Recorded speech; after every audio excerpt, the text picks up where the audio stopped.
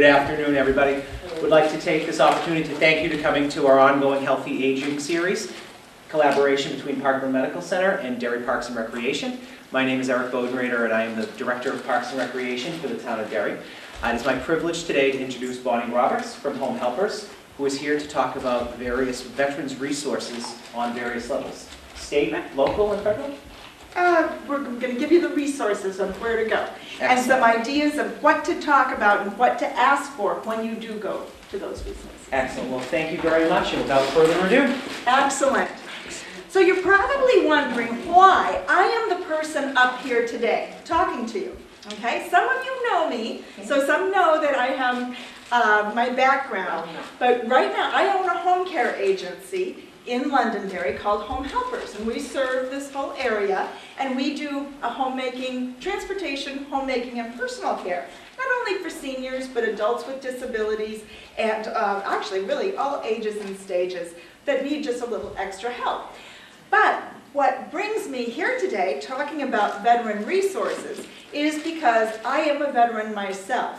I retired in May of 2004 with a combined 22 years of active and reserve service. The pictures that you've been looking at up here while we've been waiting to start are when, from my mobilization, I was mobilized after 9/11, and I was called up for 365 days, and we went over, those pictures were from Suda Bay, Crete, and we did harbor security at the Marathi NATO Pier complex. So we did, this was back when nobody knew who the enemy was. It was the war on terror before Iraqi freedom. So we were in that first wave when the Navy was being mobilized. And so those are all pictures from that. And we'll be getting into that a little later on. But first of all, I'd like to bring it to the audience. What brings you here today so that I can better tailor my presentation to what you are looking for? So if you just want to, you want to start over there? See what's new and different. You know, I was before for 3 years in the Air Force, not during the war, but considered a veteran because of service, not because of war service. Okay, great. But I have to go see this lady that you mentioned before, Mrs. Tessier, I believe her name is. Jamie Tessier. Right, I have to make an appointment and see her and discuss this in detail and see what is there, what is available or not available for a person such as me. Okay, great. And I'm a widow of a veteran, so okay. I just wanted to know what was going on. Sure, absolutely. Just to see what else is going on, not a veteran. Okay, excellent. I'm also a widow of a veteran. Okay, very good. I'm aware of a veteran also. Widow, another one? I have some specific, I give you a little specific. My husband is a veteran during the Korean War, so he's eligible for the ordinary real estate exemption and all that. But I'm a 24/7 caretaker for him. And I have expenses, I have out-of-pocket expenses for his care, and my own commitment, which leaves me in the house 24/7 unless I can get a relative or out-of-pocket payment for help. Now, I'm planning to, I have to go for knee surgery, and what I'm interested in finding out is, through the veterans or any other place you know, can I get any care for him while I'm in for my knee surgery? And I have met once with Jamie, just to update, I did meet with Jamie, but he had some other issues, so I never got back to her with all my paperwork. But I read somewhere that someone told me that I can have a few weeks or some time that I can put my husband someplace while I have respite care. So that's my main interest, and any income to help pay my expenses for the caretakers. Okay. Those are the big things, but anything else is fine. Very good. And on this side? I'm a veteran, but I don't know anything about what services are available or where you started. Excellent. Very good. And you're with your husband? Very good. And this gentleman over here, Navy veteran. United States Navy. All right. Awesome. Only 4 years, sorry. I flew the coast. But my question would be, I was in from 1956 to 1960, and I'm eligible for nothing. I cannot even join the American Legion. And I just wondering if there's any changes that I missed. Yeah. I think that's horrible. Well, yeah, unfortunately, there's some different things, but I will, Okay, hopefully, and then we're just reporting on it in the back row there, so, very good. So, I have some good news and some bad news. So the good news is we're going to be going over some of this stuff. I'm going to point you in the right direction, okay? The bad news is that while I am a veteran and I work a lot with the VA, I'm actually sit on the VA Medical Center's Caregiver Advisory Board, and so I have I know where to point you. But while I know where to point you to, I do not have all the answers. I'm not an employee of the VA or any other veteran organization, but I can help you find where to go. Is that fair enough? Okay. So, one of the first things that I find when I talk to caregivers and the families of veterans and even the veterans, but mostly the families, is when, especially the widows or the children that are trying to pull all the paperwork together, is that they don't know what to call. They'll just say a soldier when they might be caught talking about a sailor. Don't call me a soldier, right? You know, I'm a sailor. So one of the things that you want to be aware of is what to call your veteran, all right? So, soldier is Army, the Air Force, airmen, of course, the sailors. Yeah, you don't want to call a Marine a soldier. Trust me on that one. So what's the difference between active duty and reserves? Anybody? Besides, it's right there up behind me. Active duty, that's when it's your full-time job. Okay? So these people served on active duty for a period of time. Right? And it could be 1 year, it could be, just any period of time. I served on active duty for 13 years, all right? And but this is your full-time job. Now the National Guard and Reserve, that's not our full-time job. I retired out of the Navy Reserve, and I was in the reserves for 9 years. One of those years was activated, after 9/11, we already talked about that. But I was basically in the reserves. That's when you get called up for 2 weeks a year. You go do your reserve duty, 1 weekend a month, and the 2 weeks a year. You may be called very suddenly to active duty when it's a time of war or my sudden, very suddenly to active duty was I got a phone call Tuesday afternoon at 3 o'clock, and it was the YN1 up at the Reserve Center, and she called and said, "Chief, I just called to let you know that you've been mobilized for 365 days, and you're to report to the Reserve Center at 0800 in the morning." And I was like, ah. So I was like, YN1. I said, yeah, no offense, but you're whacked in the head if you think I could be gone from my job and everything for a year on an hour's notice. She goes, "Hold on, Chief." So she went and she came back. She goes, "Okay, 0800 Thursday morning." So she gave me a whole nother 24 hours. So I was very happy about that. But it was, very sudden. So that's the reserves. The transition back after you've been away for a short period of time like that with the reserves, and the transition back can be very difficult. And you might be seeing that in the folks that are coming home now from Iraqi Freedom or New Dawn, which is the Iraq and Afghanistan. Military rank. Yeah. Could you stand either this side or this side so we Well, can I'm trying see to get board? with the, So we can see We that board? can't see that. Oh, sorry. You're always standing right in front of it. Okay. How's that? That's good. Okay. Sorry, I tend to wander, so. So the other thing you want to know before you make the call to the Reserve Center or to the VA or anything, you want to know the person's rank, all right? So it's enlisted, a warrant officer, or commissioned officer, right? So you want to know what their rank was. I retired as an E7, a Chief Petty Officer. So that's what you really want to know. Now, military culture will be, those of the veterans in the office here will know that military culture, there's many defining factors. The duty stations, or for the Navy, or you're a West Coast sailor, an East Coast sailor, will you, duty stations, squadrons, deployments. So there's many things that define veterans and many things that bring us together and really forge those bonds across the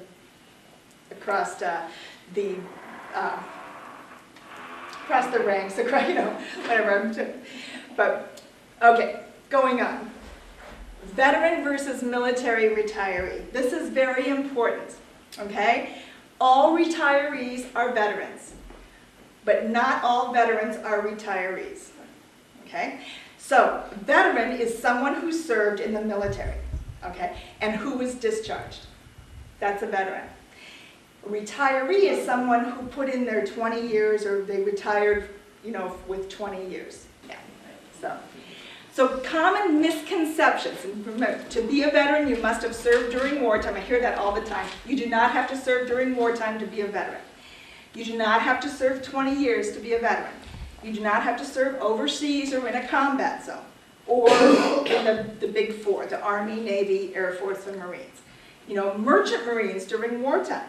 Okay, they were activated. National Guard during wartime. So there's other branches of the service, and so those can also be veterans. You need to ask the VA and to get that straight. Did I see a hand over here with a question over here? Okay. So again, remember, those are common misconceptions. More. All veterans want to talk about this. Oh, okay, I'm sorry. So I'm classified as a veteran? I served 40 years? You are a veteran. I am? Now, you might not be eligible for certain benefits, but you are always considered a veteran. Because I'm not eligible for anything, I really never classified myself as a veteran. You're still a veteran. Yes, you are, I sir. can say it. You can say it with pride, you are a Navy veteran. 54 years? You can say it with pride, you are a Navy veteran. All right. You might be a veteran that's not eligible for benefits, but you're still a veteran. I didn't even really feel right wearing this hat. You wear that with pride, sir, because you deserve it and you earned Makes me it. feel better already. Excellent. So again, some veterans don't want to talk about their service. So so a lot of people just expect people that want to be able to talk about it, and they don't. Some veterans are not even proud of their service. This next one is really funny, that all veterans, again, misconception that all veterans want to ask for services from the VA. Now, it's kind of ironic that there's a lot of veterans that don't want to ask for services. Why do you think that is?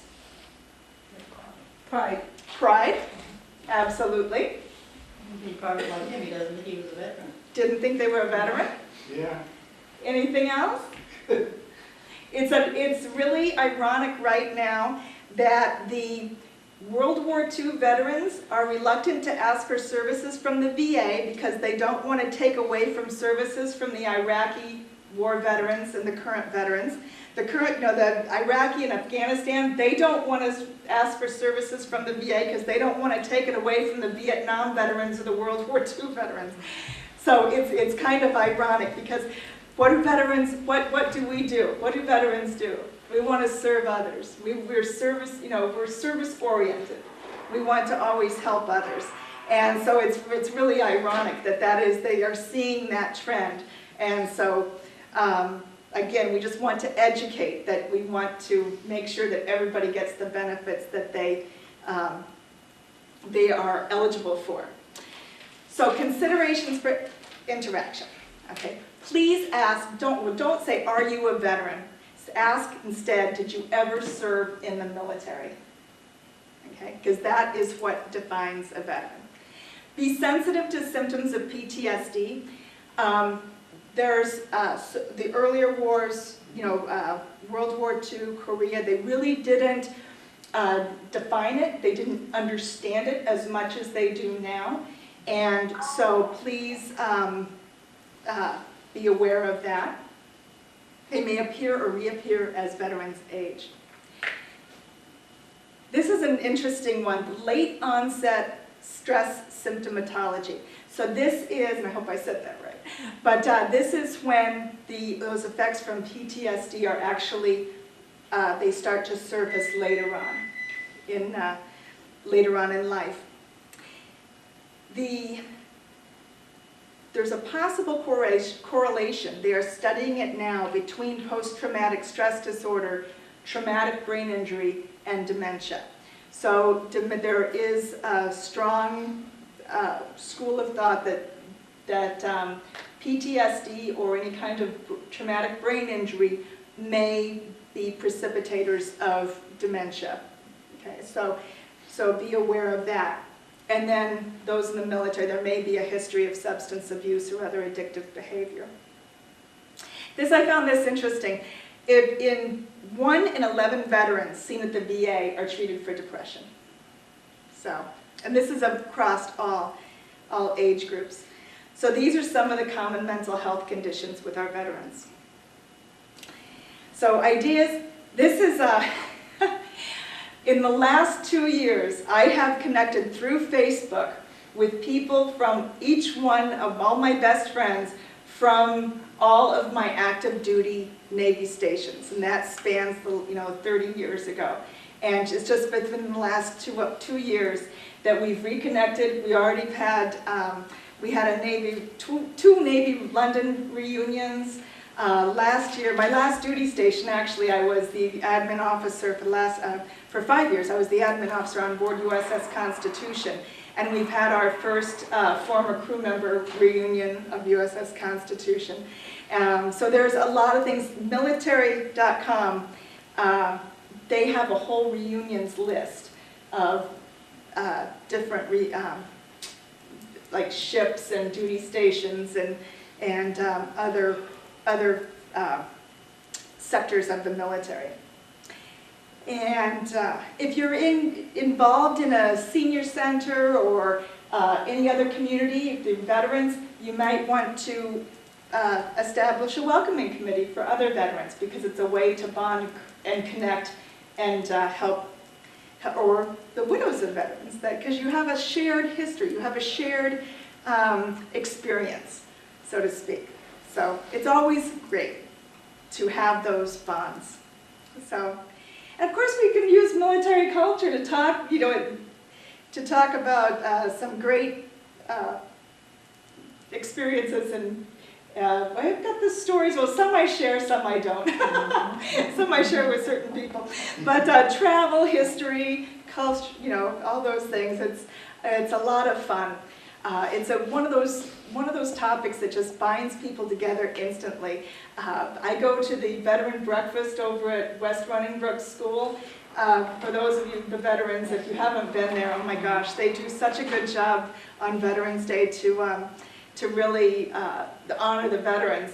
And you sit at a table of any veteran, and boy, just the conversation just starts to roll because of that shared history. I went to Pinkerton and London, Derry. What a fantastic job they do. Yeah, they really do. I look forward to it every year. I've never been to one you've been to. Oh, the West Running Brook one, you really should. Yeah. Well, So these are all. You can't go to all of them. I know. Yes, you I can. try. Yeah, I was going to say yes, you can. So again, these are just some of the things that define military culture that really,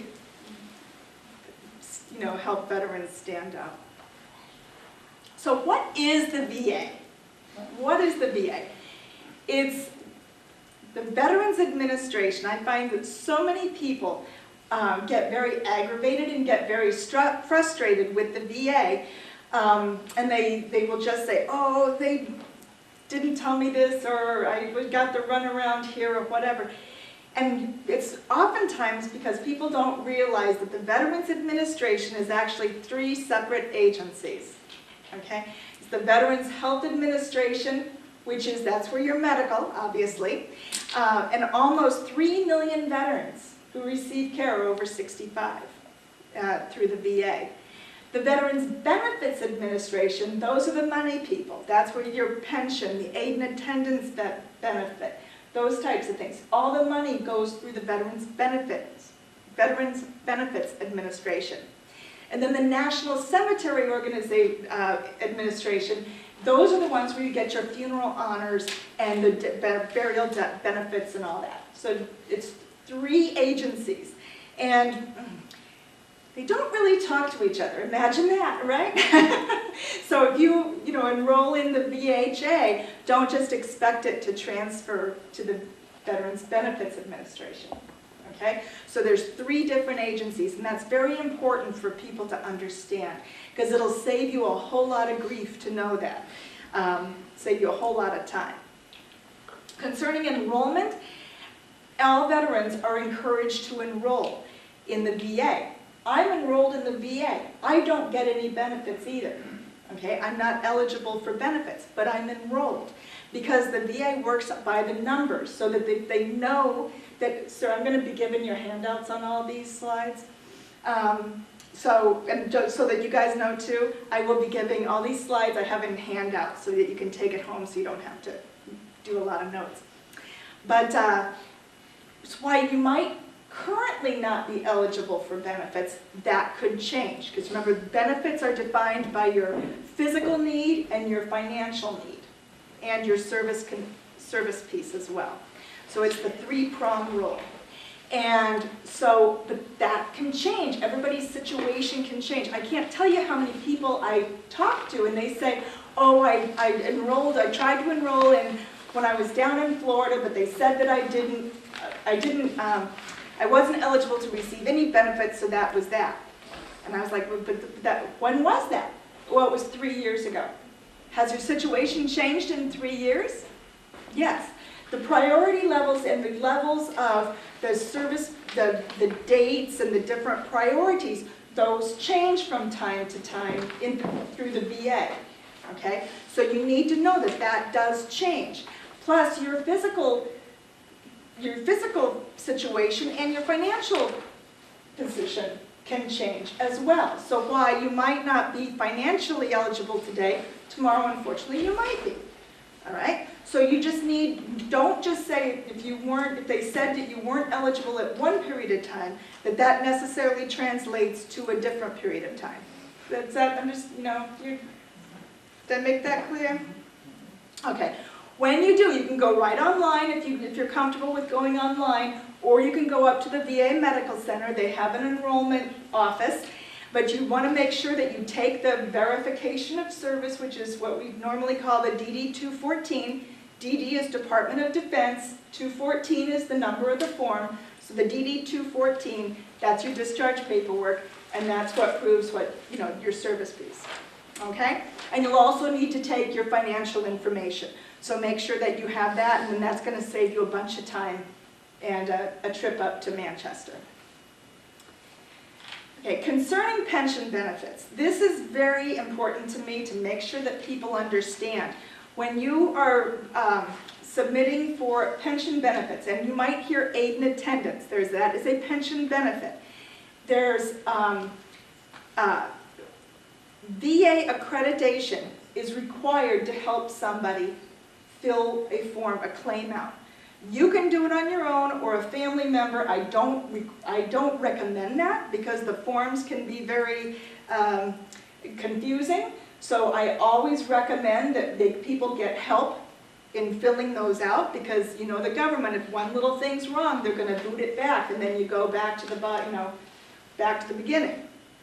So you want to make sure that your forms and your applications are filled out right. So you want to make sure that someone that knows what they're doing is helping you fill that out. But certain veteran agencies are accredited. Certain lawyers are accredited. But they have to be accredited through the Office of the Judge Advocate General. That's the website that you can go to see about accreditation. But for this area, the New Hampshire State Office of Veteran Services is accredited. The Disabled American Veterans is accredited. And there's other, the American Legion and some other folks are accredited. But please ask them to see, to prove their accreditation. So again, unaccredited individuals can provide some assistance, but you cannot submit for the claims, okay? It's against, and also it's against federal law to charge a fee for submitting a claim, a pension benefit claim.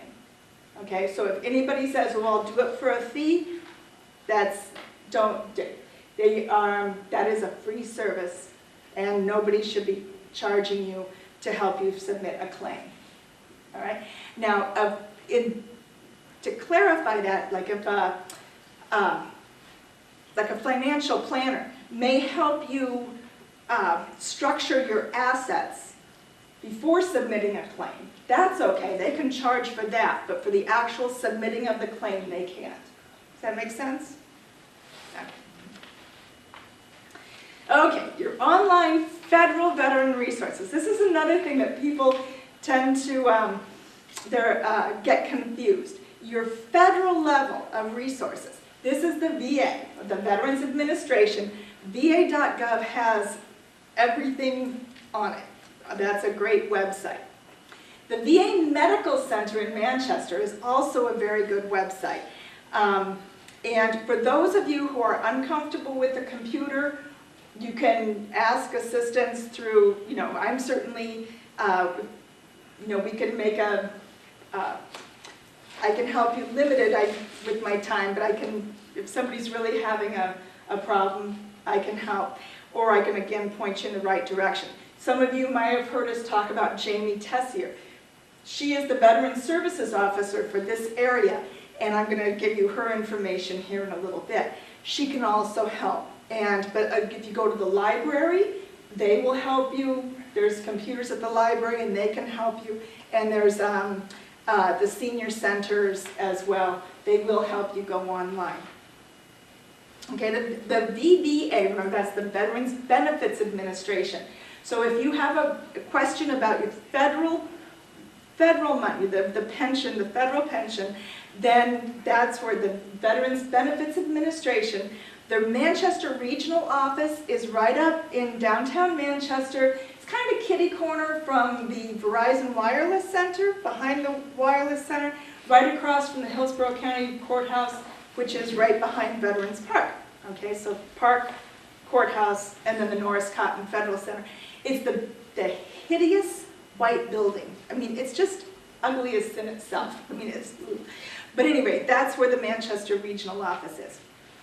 Another great website here is the VA Caregiver Support. Lisa Martell is the social worker at the VA Medical Center, and she is the coordinator for the Caregiver Support program in this area. She will help you. She's the one that's going to help you with all of that information, and I can get you her information, and I have that.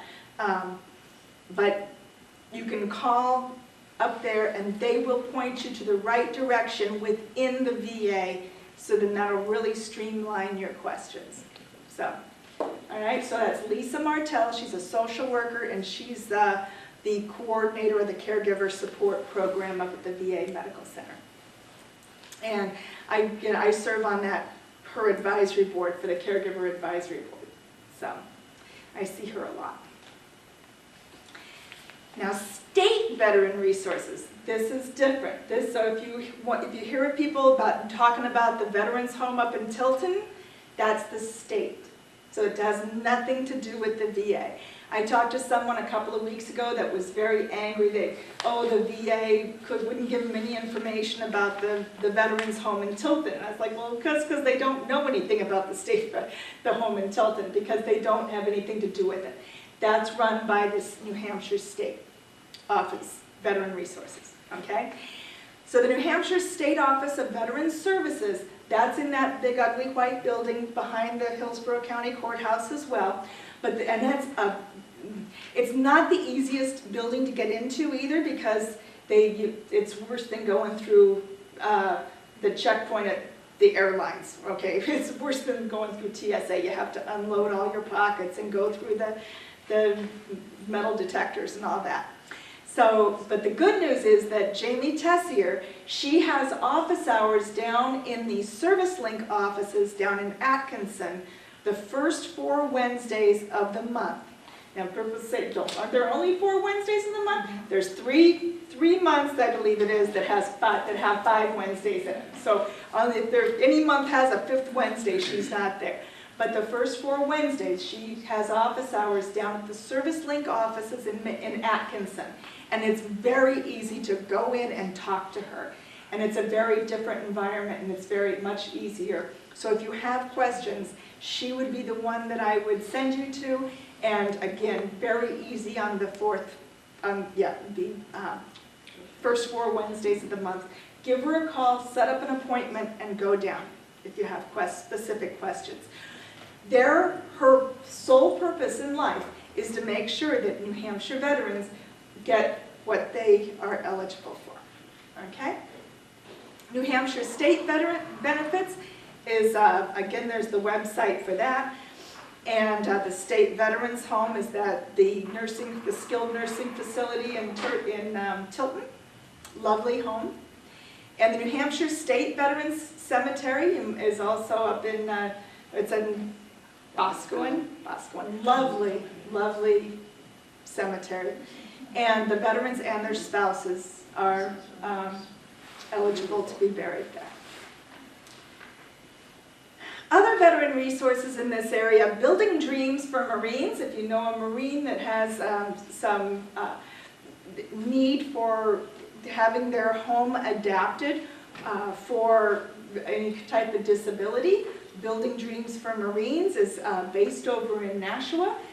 It's a wonderful resource for Marines. They are, once they get enough backing, I believe they're going to be opening up for other veterans as well. But for now, they are concentrating on Marines, as far as I know.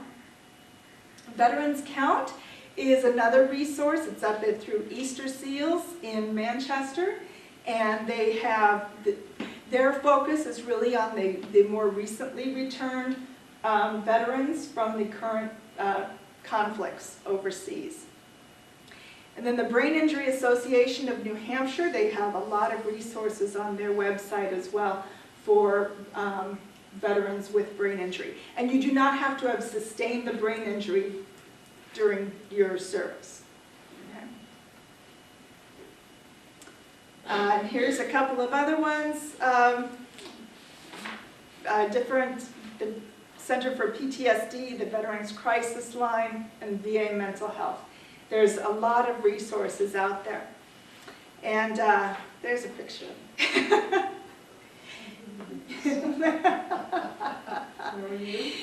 So, I'm the short one in front. I always thought it ironic that most of the time while I was in the Navy, all the time I was in the Navy, my hair was very long, and I got out of the Navy and I cut it. So, it was pretty funny. What was your duty in the Navy? Well, what was my duty? Or you mean my duty stations, or what was my job? How was personnel? You had a job? I was a yeoman.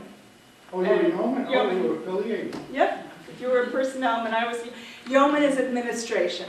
So we were the paperwork. People loved us because people love yeoman because people hate to do paperwork. So they loved You didn't it. like somebody, you lost their record. I never did that. Never. Ain't a liberty card. Never did that. Never. We'll talk later. One more question? Sure. How many was on your ship? 5,000 on the Enterprise? Not the Enterprise, the Constitution. This is the oldest commissioned warship afloat in the world, the one down in Boston, Oh, the national treasure. I thought it was a carrier. No, that was my ship. I was the poster child for good duty stations in the Navy. I truly was. My first 4 years I was at the Naval Air Station, Patuxent River, Maryland. And then I went from there to the U.S. Naval Forces Europe in London, England for 2 years. Went from there to the NATO School SHAPE in Oberammergau, Germany for 2 years. And then my last 5 years was on the Constitution. I was in Norfolk, Virginia, 4 years. Ah, there you go. Yeah, never had the pleasure of going to Norfolk. Thank you, Joined the Jesus. Navy in Sea Are there any other questions? So, Again, I gave you a lot of information. I do have some books back there that are the federal guidelines from the 2013. I don't believe the 14 books are out yet. I'm happy to help direct you. I am not an expert by any of any caliber on the VA, but I can certainly help point you. I do know a number of people, again, like Lisa Martell and Jamie Tessier and other folks throughout both federal and the state agencies. I'm happy to help point you in the right direction. I'm happy to help if you have other communities that you're involved in or other veterans associations that you think that this would be helpful for the families. I'd be happy to take the show on the road, so to speak. I hope I answered some of your questions and that you got some benefit out of this today. And other than that, if there's no more questions, then, oh, we got questions back here. All right. Pretty good question right here. Just, Go ahead. about the TSP or whatever it is there. PTSD, the post-traumatic stress Is disorder. that children of veterans, or is it only veterans? Usually you have to experience the stress on your own. In the service? Well, it depends on, the PTSD from your service days Okay. that's what I was alluding to. Right, okay. You don't really necessarily have to, it doesn't necessarily have to have been part of a combat. Right, okay. Does that make sense? It doesn't have to be war related to the Right. veteran, but it's not available to the family. Right. So what about college students going into the service and getting their college degrees through the service? Is that something that's... Like the ROTC? Yeah. The ROTC is still, very vibrant in different colleges. And then, of course, the service academies are like the Annapolis and the Naval Academy and West Point. They're still very vibrant schools. So I'm not sure what the question really was there, though. So I don't know if I answered it. If you enlist to get a college education. No. No. If you enlist, that's the difference between enlisted and officer. I see. Okay? Okay. Enlisted, you go in, you typically do not have a college education. Some do. I was in the reserves with a number of enlisted people that had, their college degree, but I'm just saying typically. But that is one of the kind of the defining factors of the officer and enlisted. But do you have a benefit if a person should enlist in the service, let's say the army? Yeah. As part of the benefit of serving, is there an educational opportunity for them to study? Is there If any education? if they're on active duty, there is, there's the GI Bill, there was Right. the GI Bill. Now I'm not sure what it's called now. Yeah. When I was enlisted, when I came in, it was called VEAP, Educational Assistance, Veterans Educational Assistance Program. I mean, that was a really crappy program, frankly. Yeah. It was horrible. I came in just after they had to stop the Montgomery GI Bill, or the GI Bill, and then the VEAP, and then they realized how awful it was, and then they reintroduced the Montgomery GI Bill. But it was not, somewhat better, but I was on the 20-year college education plan because I enlisted in the Navy.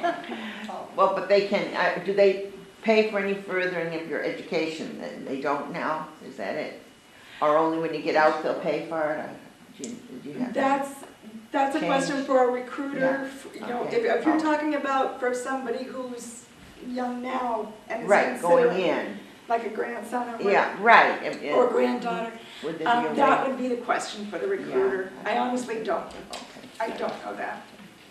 So in my situation now on the caregivers, would you, I specifically read about something, money that was given to the veteran's widow and also for caregivers, but would you suggest that Jamie would be able to give me all those answers? I believe what you're referring to is the aid and attendance benefit. Yeah. The aid and attendance, that's, they have that. Is that is that No. under That caregiver? is for the veteran or their spouse. Okay, There are very strict guidelines for it, yeah, and I don't have any of the brochures, but Jamie does at the New Hampshire State Office of Veteran Services. Okay, but it's a three-prong test. It's the service piece, and they have very definitive times and dates of service that you must have served in, okay? You had to have served for 90 days, at least one of the days in the periods that are set up, okay? That's very strict. Then there's the financial piece. You need to have, not be over a certain threshold, to qualify for the aid and attendance benefit. Then there's also the physical piece, in that you must require assistance with at least one activity of daily living. Now, an activity of daily living is bathing, dressing, toileting, transferring, or feeding. And this is not just meal, you can't prepare a meal, you can't feed yourself, so so you'd have to require assistance with at least one of those activities of daily living. And again, the aid and attendance is one of those, is the benefit that is imperative that you have someone help you fill that out, because if one thing is wrong, it's booted back. It can take 6 months to a year or more to get approved for the aid and attendance benefit. So if you think somebody may qualify, you need to get that started right away. It's one of the few benefits that is, with Medicaid, there's a 5-year look back for Medicaid. The aid and attendance benefit, right now, there is no look back, okay? So you want to be able to structure your assets and structure your assets to be most favorable for that application. But you have to have the service piece, the financial piece, and the physical piece. Okay.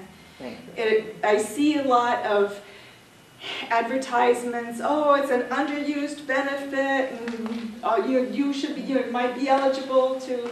You should be able to get this benefit to live in an assisted, one of these fancy assisted living. And I'm like, it gets people's hopes up. And I think that it's very misleading for some certain agencies, not government agencies, but private agencies, tend to paint a rosier picture. It's not to say that it's not available. I have several people that have been qualified for it, but there are very strict guidelines. But the best thing is to get that application in, get it rolling as soon as possible. They are talking now on TV here, Mrs. Obama apparently is getting involved with the caregiver, because they're realizing now how much is, the caregiver is put under stress and all the things that they have to do, and they really need some assistance. And that's one of the things they are looking into more supposedly now, for the people who need their salon. Well, that's part, I don't know, it didn't have anything to do with Mrs. Obama, but that's one of the reasons that the VA realized the family caregivers, and that's where the VA Caregiver Support Program came into being. It's only been into being in the last couple of years. So. Anything else? Did you learn something today? Yes. Yeah? Yep, I'm a veteran. You're a veteran. Awesome. Yes. I do have one question. You touched upon Boscawen, and it is very beautiful up there. Wonderful. But do you know a little bit of the details of, in general now, of the death benefit to the veteran? I know there is I don't, but it's in that little book. It's in the book? It's in this little, wonderful. It's in that book. All right, good, Yeah. thank you. And you can get to them online in the resources. The online resources are kept up to date, and the that would be a question for Jamie, could help you with those two. Yeah. With that too. Thank you.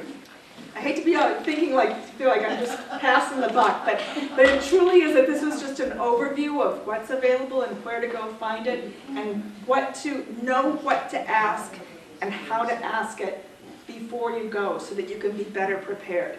The best thing that you can do is, you are all very able, and you got here today, that's wonderful. What you need to do now, if you haven't done so already, is go home and get your paperwork in order. Find those discharge papers. Get that organized and in order. I just recently had an experience with a family. It was a hospice situation, and they went in. The veteran was the one that was unresponsive and unable. He was dying, and the family knew he was a veteran, but could not locate that paperwork. It would have been so much easier and so much better if they'd asked him and gotten that paperwork together before it became a crisis. Okay?